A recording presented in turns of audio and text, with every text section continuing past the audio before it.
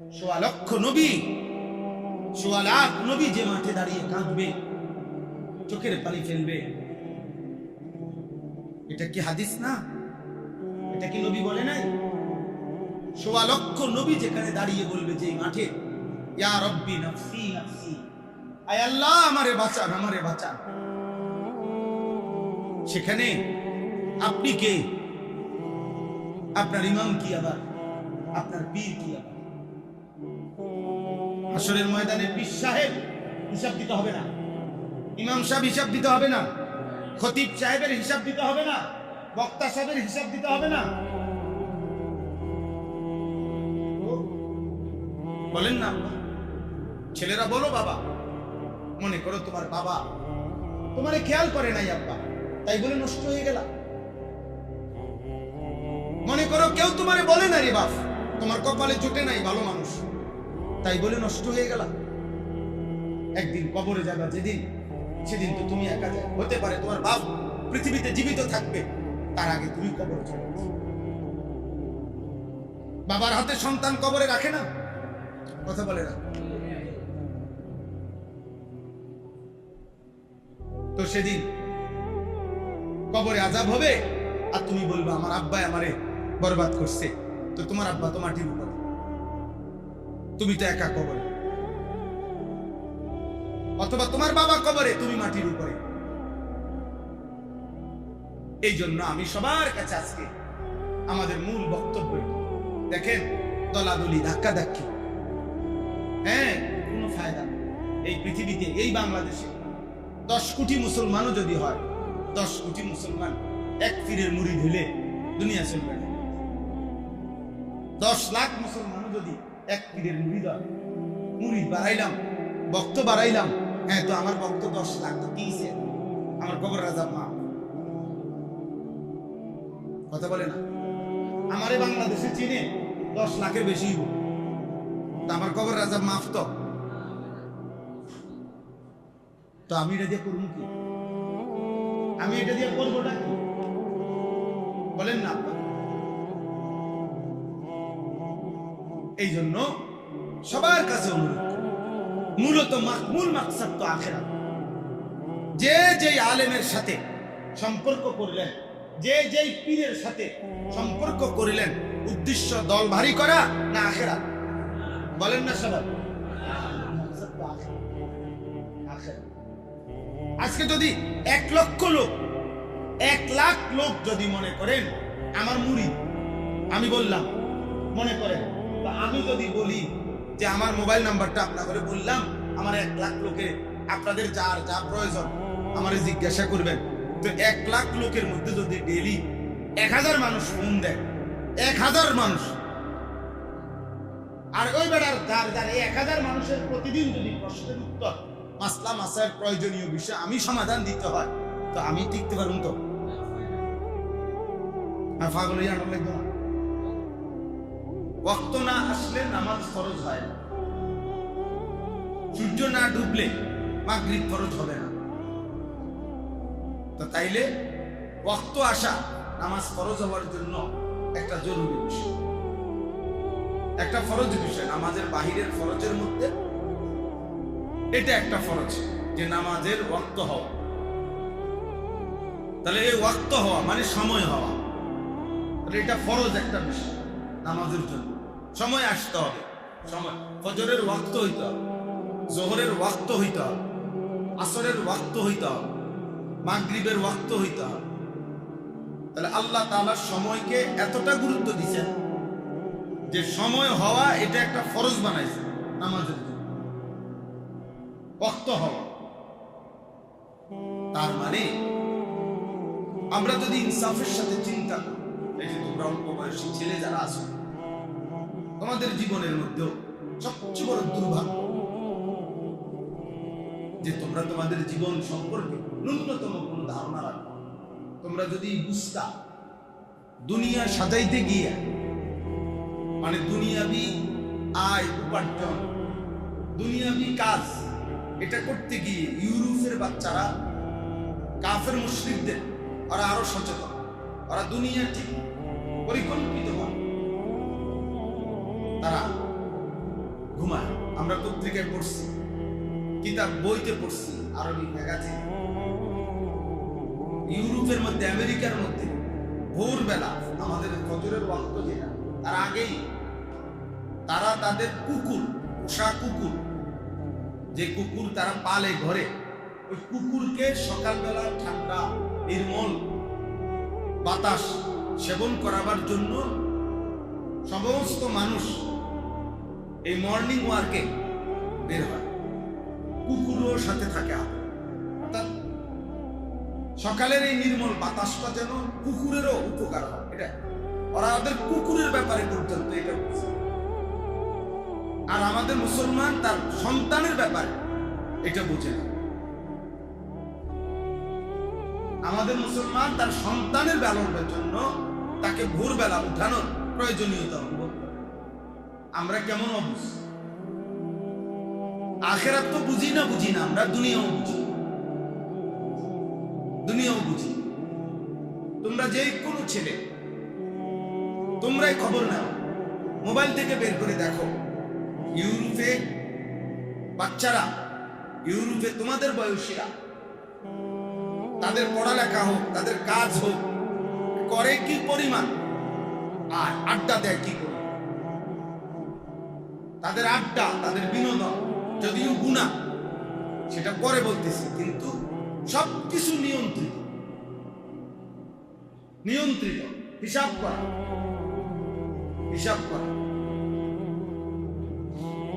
একদম হিসাব করা।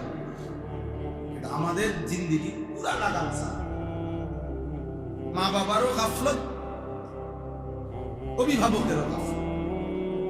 ছোট থেকে ছোট বাচ্চা, অভিভাবকরা আমরা পিচ্ছি বাচ্চা, 8 বছর, 7 বছর, 10 বছর, সমস্ত অভিভাবক ইচ্ছা করে বাচ্চাগুলোর হাতে মোবাইল দিয়ে দিচ্ছে। এটা কি অসভ্যতা! এতটুকু যদি বাবা মা যদি না বুঝে, একজন আপন বড় ভাই যদি না বুঝে, আপন বাবা যদি না বুঝে যে এই মোবাইলটা অবাধে ব্যবহার করলে আমার ছেলেটা নষ্ট হয়ে যাবে, চরিত্রহীন হয়ে যাবে, নারী, ছবি, নাটক, সিনেমা, কার্টুন, বাজে অভ্যাসে অভ্যস্ত হয়ে যাবে, এতটুকু বুঝ যদি একজন বাবার না থাকে, এই বেকুবরে বাপ হইতে বলছে, এই আহম্মক, এই বলদ বাপ হইল কেন? এই আহম্মক মা হইল কেন? এই বেউকুফ মা হওয়ার কি দরকার ছিল? বাবা হওয়ার কি দরকার ছিল? যে তার মাত্র 8 বছরের একটা সন্তানকে নিয়ন্ত্রণ করতে পারে না, আপনার মতো অপদার্থ বাপ হওয়ার কি দরকার? আপনার মতো আকামলা মানুষ বাপের পরিচয় দেওয়ার কি দরকার ছিল? মানে বললাম আমরা জিন্দেগি সম্পর্কে, আখিরাত তো আমাদের অধিকাংশই আমরা অবুঝ। ওযু, নামাজ, সূরা, কেরাত, দোয়া, কালাম, পাক না পাক, হালাল হারাম, শরীয়তের মাসআলা মাসাইল, এই ব্যাপারে আমাদের গাফলতের তো কোনো শেষ নাই। দুনিয়াবি বিষয়টাও সুন্দর করে বোঝা, আফসোসের বিষয়। দুনিয়াও ভালো মতো বোঝে না, দুনিয়াও ভালো মতো বোঝে। সন্তানের লালন পালন বলতে কি এটাও বোঝে না, এবং বুঝার চেষ্টাও করে না।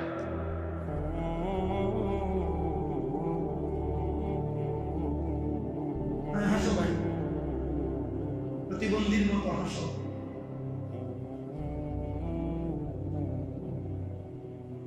তো এই জন্য বললাম, সবাই আমরা এই যে দেখেন আমাদের, আপনারা যেই কোনখানে দেখেন, যেখানে দাঁড়াবেন, আমাদের এই ছেলে পেলেগুলোর অবস্থা দেখলে খুব আফসোস হয়। এরা কি করছে? 10 ঘন্টা 24 ঘন্টা পার করার পর একটা ছেলেকে জিজ্ঞেস করে যে বাবা তোমার বয়স 16, তো 16 বছর বয়সী একটি ছেলে গত 24 ঘন্টায় তুমি কি করছো? আপনি আশানুরূপ কোন, তার কাছ থেকে আশানুরূপ কোন কাজ কিছু করছে পাবেন? যার দ্বারা আপনি সন্তুষ্ট হবেন যে মাশাআল্লাহ অনেক ভালো কাজ করছে, এমন পাবেন। তার হায়াতের এমন 8 ঘন্টা চলে গেছে শুধু শুধু মোবাইল দেখতে, আড্ডা দিতে দিতে, ছবি তুলতে। আর আমাদের অভিভাবক শ্রেণী যারা আছেন তারা একদম ইচ্ছা করে একটু মাঝ বয়সী বয়স্ক মুরব্বীরা ঠান্ডা মাথায় এই সমাজের একটা বৃহত্তর অংশ, প্রত্যেক সমাজে সর্বযুগে সর্বকালে কিশোর যুবক প্রত্যেক মহল্লায় বেশি। এটা একটা স্বাভাবিক থিওরি, যে কিতাবও আছে, বইও আছে। আপনি বুঝবেন যেই কোনো বাড়ি, যেই কোনো মহল্লা, যেই কোনো পাড়া, ওইখানে বয়স্ক লোক আর কিশোর যুবক এর ব্যবধান অনেক। এই বাড়িতে, এই মহল্লাতে যদি নওজোয়ান ছেলে থাকে 50 জন, বয়স্ক লোক আছে 5 জন বা 10 জন, 10 জন হবে। মানুষ বলে যে চাচা বা চাচতো ভাই, জ্যাঠতো ভাই, ফুফাতো ভাই মিলিয়া বাইচা আছে, মনে করেন আমরা বাপ চাচা, যেমন আমার বাপ চাচারা 4 জন, আমার বাপ চাচার যে 4 জনের যতজন ছেলে মেয়ে, কেমন 4 জনের সবার মধ্যে শুধু একজন জ্যাঠাতো ভাই আমাদের, উনি মারা গেছে এখন পর্যন্ত, কিন্তু আর সবাই আছে জীবিত। কিন্তু আমাদের বাপ চাচা 4 জনের মধ্যে শুধু আমার ছোট চাচা বাইচা আছে। আমি একটা হিসাব বুঝাই, তো আমরাই 8 জন ভাই বোন। আলহামদুলিল্লাহ আমরা 8 ভাই বোন জীবিত আছি। তাহলে আমার মেজো চাচা, আমার জ্যাঠা, আমার ছোট চাচা, তাদের প্রত্যেকেরই 6-7 জন সন্তান আছে। তা আমরা গড়ে ধরি যে 4 গড়ে মিলে 4 6 24 জন, একটা হিসাব ধরেন, কথার কথা। তাইলে যখন সন্তান আছে 24 জন, তখন মুরব্বী আছে কয়জন? 1 জন। ওই যে ছোট চাচা শুধু বাইচা আছে। তাহলে এইভাবেই তো পুরো দেশে, সারা পৃথিবী, সর্বযুগে সর্বকালে বয়স্ক যে কোনো পাড়া মহল্লা আপনি অর্ধেক হবে না। যদি নওজোয়ান ছেলে থাকে 100 জন, তো মুরব্বী আছে 60 জন, না এরকম হবে না। মুরব্বী থাকবো কয়জন? 10 জন, 5 জন। মানুষ বলে না যে এই চাচা, হুজুর দোয়া করেন চাচা, আমগো পুরা বাড়ির মধ্যে ওনার একমাত্র মুরব্বী এই চাচা, এই দাদা, এরকম বলে না পরিচয়। তাহলে বোঝা গেল যেই কোনো সময় এই নওজোয়ান বেশি ফ্যামিলিতে, বংশের মধ্যে।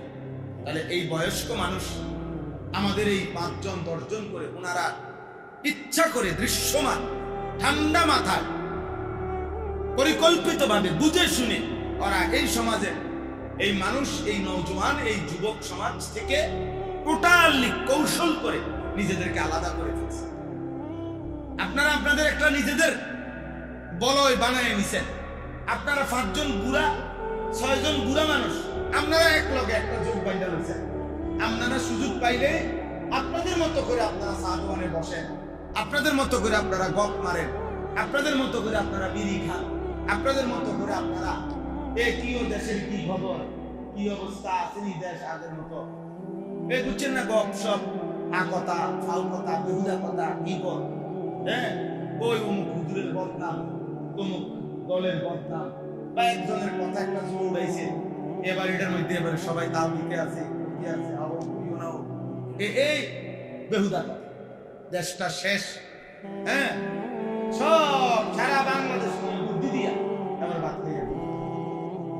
কিন্তু উনাদের আপনাদের চোখের সামনে আপনাদেরই ছেলে, আপনাদেরই ভাতিজা, আপনাদেরই সন্তান 1 ওয়াক্ত নামাজ পড়ে না, এদেরকে ঠিক করে দিবে কে? ময়মনসিংহের মানুষ বলে, আপনারা বলেন, ওনারা ফিকির করুক লাইটের। আমার কথা হইল, আমরা যদি যার যার মহল্লার, তো এই ছেলেগুলো, এরা আপনাদের কি মনে হয়? চাচা, আপনারা এখানে একসাথে মোটামুটি 8-10 জন চাচা আছেন, বয়স্ক চাচা, মাশাআল্লাহ, এই যে আপনারা এখানে সামনে যারা বলছেন, গড়ে এখানে আপনারা 20 জন আছেন মনে করেন। আশা করা যায় আমরা স্পষ্ট যে আপনারা নামাজ পড়ছেন, এখন মাগরিবের নামাজ। কিন্তু এই যে ছেলেগুলো এখন ঢুকলো, এরা এখন আপনারা দাঁড়াইয়া একবারে জিজ্ঞাসা করেন যে আব্বা তোমরা মাগরিবের নামাজ কোথায় পড়ছো এখন, এবং বলেন এই ছেলেগুলো এই মাত্র যারা ঢুকলো এরা কি আপনার নর্থ বেঙ্গল থেকে আসছে? বলেন না। এই ছেলেগুলো কি উত্তরবঙ্গ থেকে আসছে? এরা কি পার্বত্য চট্টগ্রাম? এরা খুলনা বরিশালের ছেলে? তো কোন এলাকার ছেলে? আমার সমাজের। তাহলে এখন আমরা যদি না ভাবি, আমরা যদি সবাই মস্কারি করি বিষয়টা নিয়ে, তামাশা করি, আফসোস করি, বলেই গেলাম স্যার ওখানে বসে বসে, তো এদেরকে ঠিক করবে কে? এদের ইসলাহ করবে কে? এবং আপনারা মরে যাওয়ার সময় এদেরকে কিসের উপরে রেখে যাচ্ছেন? আপনাদের চোখের সামনে আপনারা দাঁড়াইয়া আপনারা হায়াতে থাকতে দেখে গেলেন এক ওয়াক্ত নামাজ পড়ে না, তো আপনার মৃত্যুর পরে কার উপরে রেখে গেলেন? কিসের উপরে রেখে গেলেন? আপনার সদকায়ে জারিয়া, আপনার সওয়াবের জন্য, আখিরাতের জন্য কি বুদ্ধি রেখে গেলেন?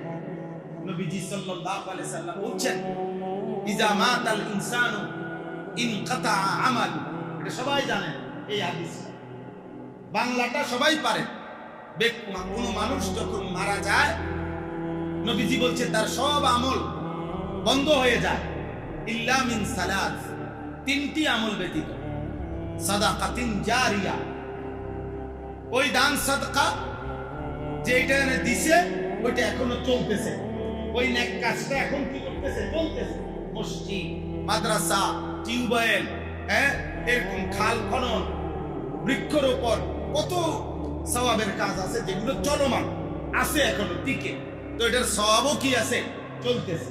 একটা আও ইলমিন ইউনতাফাউ বিহি, অথবা যেই কোরআন সুন্নাহর ইলম অর্জন করেছে কোনো ব্যক্তি এবং তার দ্বারা অন্য মানুষ উপকৃত হয়েছিল, অর্থাৎ তার থেকে ইলম শিখছে। এখন উনি মারা যাওয়ার পরেও ওই ওনার যে ছাত্ররা ওনার থেকে দিন শিখছিল, ওনারা যেহেতু আমল করতেছে, ওনার আমল নামার মধ্যে কি আসতেছে? সওয়াব আসতেছে। ওই হুজুরের আমল নামার মধ্যে কি আসতেছে? 2 3 নাম্বার আও ওয়ালাদিন সালিহিন ইয়াদউ লাহু, যেটা সবার জন্য সুযোগ ছিল, যে 3 নাম্বার হলো অথবা ব্যক্তি এমন কোন নেক সন্তান, ওয়ালাদিন সালিহিন, নেক সন্তান রেখে গেছে, ইয়াদউ, যে দোয়া করছে, লাহু, তার বাবার, ওই মানুষটার জন্য দোয়া করতেছে, মার জন্য, বাবার, নেক সন্তান রেখে গেছে। এখন ওয়ালাদিন সালিহিন, নেক সন্তান। নেক সন্তান কাকে বলে? এই শব্দটাই বুঝায়, আপনি বুঝবেন। শব্দটা হলো আও ওয়ালাদিন সালিহিন। ওয়ালাদিন কি বলেন তো? সালিহিন, এটা যেই শব্দ, আমলে সালেহ একই শব্দ, অর্থাৎ সমস্ত নেক আমলকে বলে আমলে সালেহ। তো এটা যে করে সেই হলো ওয়ালাদে সালেহ।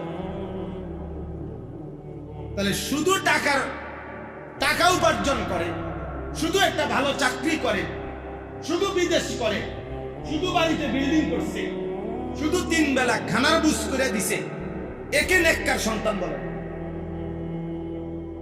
একে কি বলে না? নেককার সন্তান বলে। নেককার সন্তান বলে শরীয়তের ভাষায় যার মধ্যে আমলে সালেহ আছে, হালাল হারামের পার্থক্য আছে, জায়েজ না জায়েজের পার্থক্য আছে, যার মধ্যে নামাজ নাই, সেজদা নাই। আপনার সেই সন্তান যদি 100 কোটি না 1000 কোটি টাকার মালিকও হয়, অথচ নামাজ পড়ে না, কপালে সেজদা নাই, এটা কোনোভাবেই সৎ মানুষ হইতে পারে না। এটা অসৎ, এটা অসভ্য, এটা বেয়াদব, 100 বেয়াদব।